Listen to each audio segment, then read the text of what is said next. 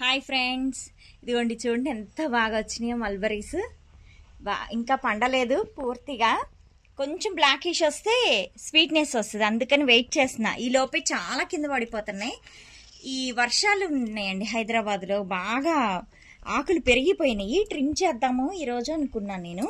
ఈ టమాటా మొక్కలు చూడండి, ఆకు ఎంత పెద్దగా వచ్చినాయి ఆకులు, అందుకని నేనేమో ట్రిమ్ చేసేద్దాం వీటిల్ని అని.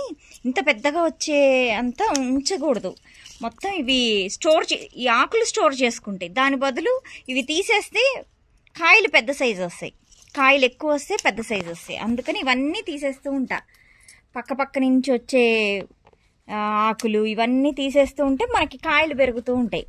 మేము యాక్చువల్లీ 3 days బిఫోరు గోకర్ణం వెళ్ళామండి. అక్కడ టెంపుల్స్, బీచ్ అవన్నీ చూసేసి వచ్చాము. ఇక్కడేమో హైదరాబాద్, మేము వెళ్ళిన దగ్గర నుంచి హైదరాబాద్లో వర్షాలు, దానికి బాగా పెరిగిపోయినాయి ఆకులు అన్నీ. అందుకని ఇవన్నీ ట్రిమ్ చేసేసుకుంటే సరిపోద్ది. ఈరోజు ట్రిమ్మింగ్ పెట్టుకుందాం అనుకొని ట్రిమ్ చేస్తున్నాం. యాక్చువల్లీ కింద అసలు ఉంచకూడదు ఏమి. నేను ఇట్లా కింద మొత్తం తీసేస్తాను. ఈ మొదల నుంచి 1 feet వరకు హైట్ వరకు నేను ఆకులు ఉంచును. ఈ ఆకులన్నీ తీసేస్తూ ఉంటే చెట్టు బాగా పెరుగుద్ది. మళ్ళీ ఈ ఆకులన్నిటినీ చెట్టు మొదల్లోనే వేసేస్తానండి నేను ఇలాగా. అప్పుడు ఇదే దీనికి ఎరువుగా అయిపోతూ ఉంటుంది. తర్వాత 2 రోజులు అయ్యాక మట్టేసి కప్పేస్తాను. ఈ ఆకులు కూడా కొంచెం ఇదైపోయింది, ఇది చెర్రీ టమాటా ఆకులు ఇలా అయిపోయినాయి, ముదిరిపోయినట్టు. ఇవన్నీ కూడా తీసేస్తే ఇక్కడి నుంచి మళ్ళీ కొత్తవి వస్తాయని ఇవన్నీ తీసేస్తున్నాను. ఇట్లా ఏమైనా ఎండిపోయినట్టుంటే అవి తీసేసేయాలి, అప్పుడు వాటి గ్రోత్ ఉంటుంది. వీటిని ఇలాగే ఉంచితే ఆ గ్రోత్ అనేది పోతుంది. ఇలా ఎంత పెద్దగా వచ్చిందో ఆకు, చెర్రీ టమాటా. ఈ ఆకులన్నిటినీ ఇట్లా కోసేయాలి. ఈ గోకర్ణంలో ఫస్ట్ గణపతి టెంపుల్ చూసుకోవాలండి, ఆ తర్వాత శివుడి టెంపుల్ పక్కనే ఉంటాయండి. ఒక 10 అడుగులు డిఫరెన్స్ ఉంటుంది.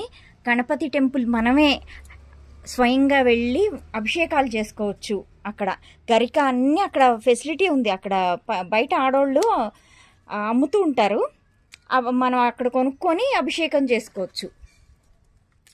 అండ్ ఆ టెంపుల్లో ఎక్కడా కూడా టికెట్లు లేవండి, ఫ్రీ దర్శనం, చాలా ఫ్రీగా వెళ్ళిపోవచ్చు. ఎక్కువ మంది లేరు, మార్నింగ్ పూట ఎక్కువ మంది ఉన్నారు, కానీ ఈవినింగ్ 7 o'clockకి 20 members ఉన్నారు అంతే. చాలా ఫ్రీగా అయిపోయింది. స్పర్శ దర్శనం ఎప్పుడు వెళ్ళినా కూడా మనకి స్పర్శ దర్శనం జరుగుతూ ఉంటుంది.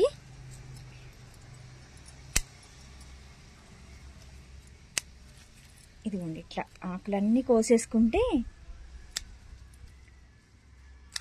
గ్రోత్ బాగుంటుంది, హైట్ పెరుగుద్ది అనమాట. కింద నుంచి అన్ని ఆకులు ఇలాగా వాడిపోతున్న ఆకుల్ని వీటిల్ని తీసేస్తూ ఉండాలి. అప్పుడు ఈ పురుగు పట్టడం కూడా తగ్గుతుంది, పురుగు ఉండదు అనమాట. ఇదిగోండి మొత్తం చూడండి ఎంత బాగా వస్తూ ఉన్నాయో.